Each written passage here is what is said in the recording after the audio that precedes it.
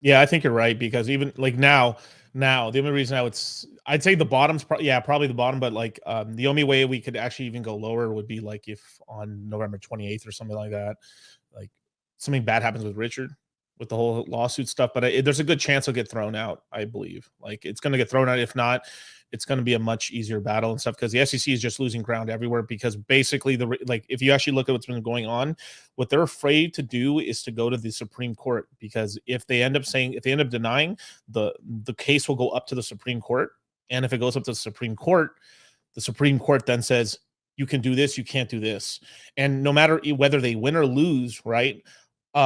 What's going to end up happening is that anytime the Supreme Court says something, that's the line.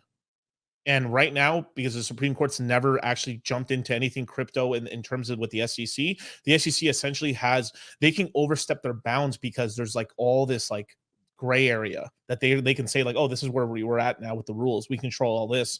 But if the Supreme Court says, hey, no, you cannot legally stop a fund from converting into an ETF, they now have lost jurisdiction over everything that in that version. So they literally lose a ton of power, and then it kind of fucks the SEC. So this is why the SEC is like, oh, we're just going to let it pass because they want to be able to like kind of cock block shit, basically control the market. Fucking assholes, man. Fuck the SEC. Actually, matter of fact, you know what? I'm gonna play. Fuck the SEC, bro. They're terrible.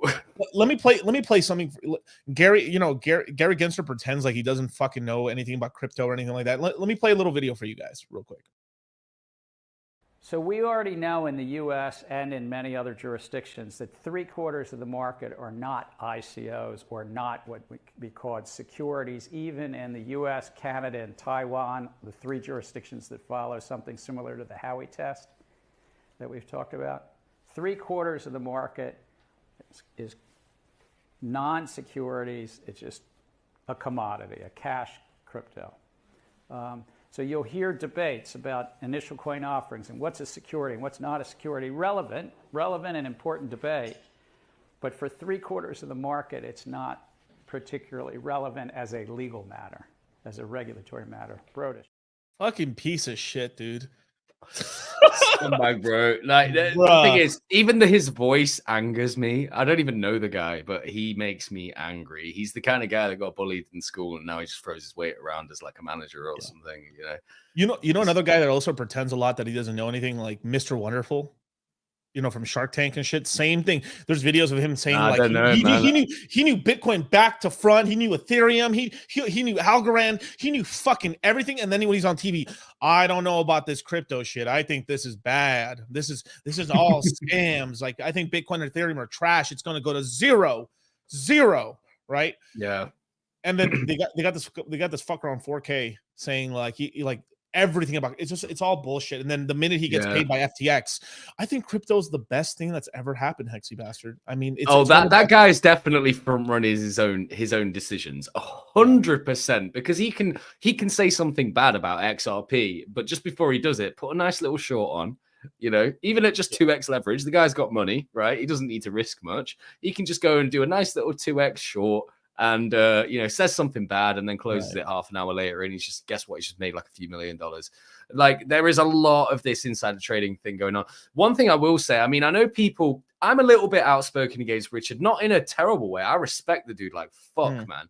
I just think that there's certain areas of the market that I might be able to do a little bit better, to be honest, because he ain't about meme coins. He ain't about degen shit. Like, that's not his bag. And I respect that, honestly. I wasn't either for a long time until I realized, like, how many people are. So I'm just, like, adapting to that.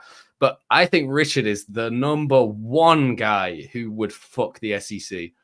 Like, he is too clever. Like, he knows more about their own laws than they do. That guy reads shit. I don't read anything. I just fucking come on and degen and do whatever. That guy reads and he studies, and I can imagine him sat there like all day, every day, trying to research like the back doors and the entry plans and whatever for all of this shit. He's going to know more about their laws and their jurisdiction. He doesn't even live there, for fuck's sake, but he's going to know more about it than they do. He's going to destroy them, man. As long as he doesn't get like kind of too cocky with it. Right. You know what Richard's like, right? He's flamboyant. He's flamboyant, bro. I mean, he's a fucking, like, he's a pussy hound. That's who he is. Like, that's why me and him got along fantastically.